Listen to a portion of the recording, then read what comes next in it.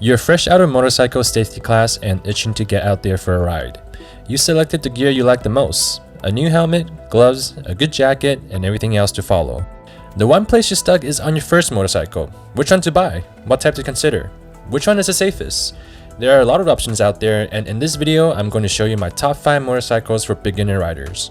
After considering a few things for some of you guys out there, I made sure to keep the price as low as possible for those of you that are on a tight budget. And other things I've considered, such as reliability, maintenance, and availability in the market. Join in with me till the end of this video to see if any of these bikes are for you.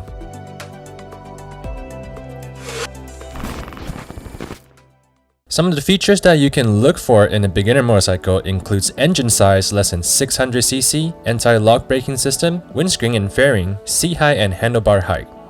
First off, we have the KTM Duke 390. This is a standard type motorcycle that contains a naked frame and minimal fairing, but is capable of riding like a sport motorcycle. The suspension is a bit more on the firm side, as it is meant to handle heavy cornering duties of the weekend touring and sport riding. With a simple cylinder engine, the power is manageable for beginners and capable of reaching highway speeds. State-of-the-art injection electronics and close ratio combined with the smooth 6-speed transmission help this beast achieve white-knuckle performance. The bike comes with a green initiative too, as the regulated converter helps by producing minimal emissions even when you're riding full throttle. The precisely crafted exhaust system consisting of a side exhaust, a link pipe, and a silencer complete the power delivery system in this roll monster. The KTM Duke 390 has a mid-range seat height due to the firmer suspension, and it won't give under the rider's weight too much. It has a range of accessories for purchase for extra storage space and added customization. Coming up next, the Yamaha R3 is solidly in the same class as the CBR 300 and the Ninja 300. It is powered by a 321cc engine, which gives it more power than the CBR at 286cc and the Ninja at 296cc. It has nearly as much displacement as the KTM Duke 390, which clocks in at 373cc. The 3.7 gallon was reshaped to be both wider and lower at the top, and that works with the newly lower handlebar position to pull the rider further into the bike for a better rider and machine connection. Inverted forks are raised up the front end a bit, but the waist is as slim as ever where tank, frame, and saddle meet. A bright LED taillight forms the tip of the tail, as it were. The license plate and the rear directional lights mounted on a short mud guard to finish out the gear in the rear. Short bars pull the rider forward into a Superman position, reinforced by the jockey mount foot pegs that tuck the heels in and make for easy body mechanics. It's more properly a race trainer than anything else at the end of the day.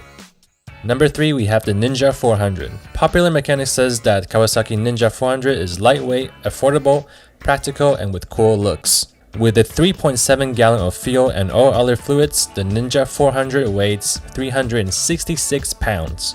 It has a 399cc parallel twin engine and a 6-speed transmission. The Ninja's twin-cylinder engine doesn't vibrate at highway speeds like some single-cylinder engine on other beginner motorcycles.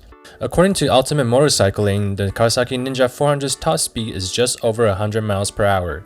The engine is still manageable in traffic and parking lots, and it performs well on tight canyon roads.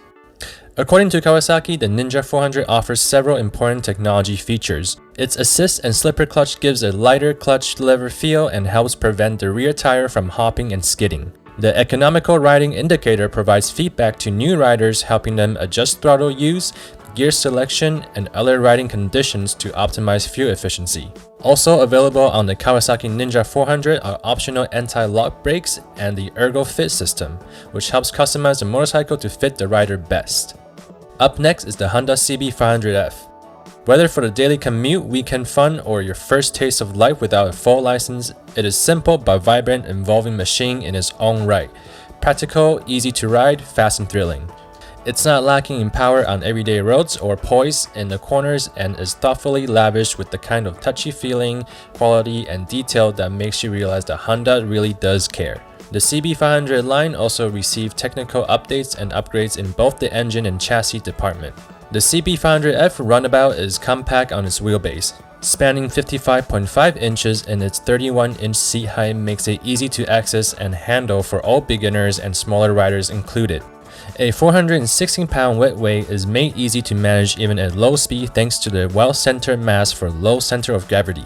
LCD instrumentation display now includes a gear indicator and signals when to upshift. Front headlamps and rear light are also in the new LED technology as well. The CB500F handling is neutral, heading through curves easily, and the feel is balanced, making it easy to focus on the road. The Michelin Row 5 tires works well without having to think about them. They are stable right from cold, which makes it confident when accelerating and braking. Honda has created the perfect motorcycle for encompassing a wide variety of rider enjoyment, whether learning, improving, or simply enjoying some speed. It's all combined with a beautiful appearance at a good price. If you're a fan of cruisers, the Honda Rebel 500 is a great fit for riders moving up from an initial learner motorcycle, or coming back to riding after a long break. Clearly a neat step up from the single-cylinder Honda Rebel 300. A great beginner bike. The Honda Rebel 500 remains forgiving if you're making errors and has enough power to get out of trouble with a bit of throttle as you progress with your riding skills. We all like to be comfortable, and the Rebel's ergonomics are excellent. The riding position is neutral. Footpegs are forward enough that you know you're riding a cruiser, and yet not so committed in the forward position that you find yourself scrambling to find them. The Rebel 500 motor is pleasantly smooth and quite powerful. Switch on and hit the electronic start button on the right handlebar, and the 471cc liquid-cooled DOHC engine purrs into action instantly. Based on the motor used in the CB500 performance family, the Rebel 500 is tuned for more low RPM torque. Pulling away from stops is measured and manageable, without surprise jerks and snatchy reactions. The cruiser-orientated power is sufficient if you need it, but it has a calm delivery that won't scare relatively inexperienced riders. As always, thanks for watching, and let me know what you think about all these bikes. Which beginner bikes would you get instead? What's your reason? Let me know in the comments below, and I'll see you in the next video.